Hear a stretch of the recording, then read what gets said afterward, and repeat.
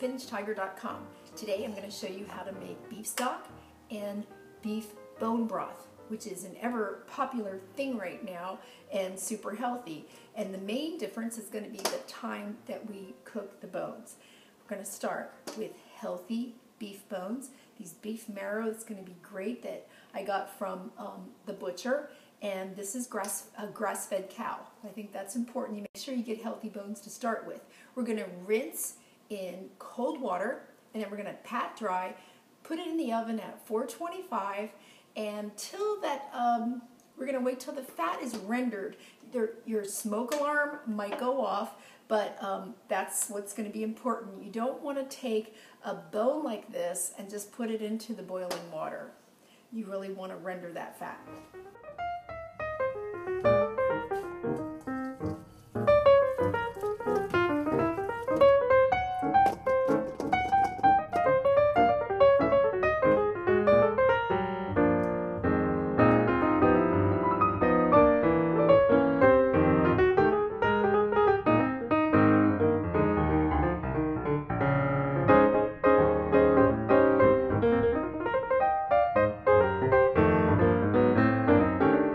Okay, we've taken the beef bones out of the oven. After about 15 minutes, they really rendered a lot of fat and the smoke alarm started going off. I poured off some of that fat, put it back in the oven for about another 15 minutes, and you'll notice, if you can see, that the meat is very cooked on them. There's more fat rendered. We're gonna take these, we're gonna put them into some 4 quarts of ice cold water that I'm gonna salt right now. And some people wonder about the salt, but I think it's very important to salt as you cook. Yes, some of this is going to condense down and it could be a little salty in the end, and we can always add in a little more filtered water. I took 1/2 of an onion and I caramelized it roughly chopped in a cast iron pan. Any way you do that is fine. I'm gonna cook that along with the beef. Now, we're gonna take these bones, put them in.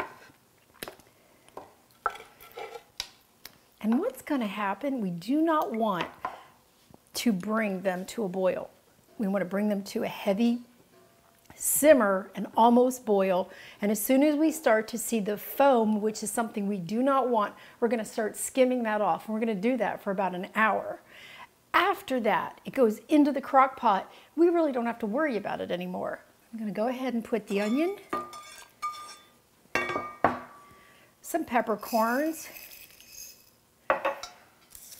and some bay leaf.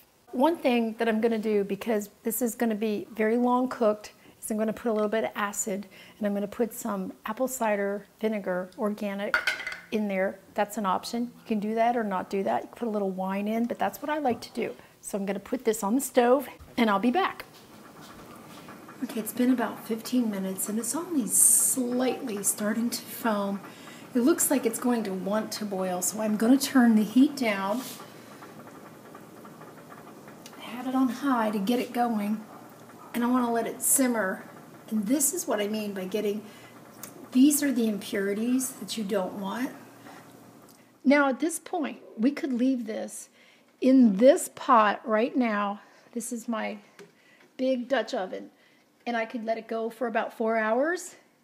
Until, I want to go on really low, until it becomes a wonderful stock. I'll put some vegetables in the last hour that I've caramelized, or we could take this directly to the crock pot, leave it in there for 24 hours, and have a wonderful bone broth. It's been about an hour, and I've taken all the foam off of the bone broth. I'm going to transfer this all into the crock pot and let it cook for at least the next 24 hours. Now, you could have started everything in the crock pot, but I like to bring it to a high heat fast, not quite to boiling, but I want to quickly get off all of that foam. And then once I get into the crock pot, I don't need to worry about it. So I'm going to take, this is very important, I am not going to take and pour this in, because if there's any sediment on the bottom, then my broth is going to get cloudy. So I'm going to use this mesh colander, and and this is a little time consuming, but believe me, this is worth it. It's not like you're making a big pot of bone broth every day. And you're going to get your super nutrition from it. And all the benefits that the bone broth gives you. I've done a lot of research and cited a lot of different scientific writers who write on the topic of the bone broth and its great nutrition. What you can do with this bone broth, a lot of people are doing, is you can just drink it in a cup like you're drinking coffee or tea. Even for breakfast, it's a great way to start the day. Or you can take all of this and you can make a simple vegetable soup with it, add in some beef cubes, which sometimes I do that too, but there's a lot of diversity. Okay, now I've caramelized some onion and celery and carrot, and if you have leeks, that's great too. And I'm going to put that all in there, and you can use raw vegetable scraps. That's fine too. And in 24 hours or so, we're going to have delicious bone broth. Read a lot more about this at SpinachTiger.com. Lots of information on bone broth and very clear direction on the recipe.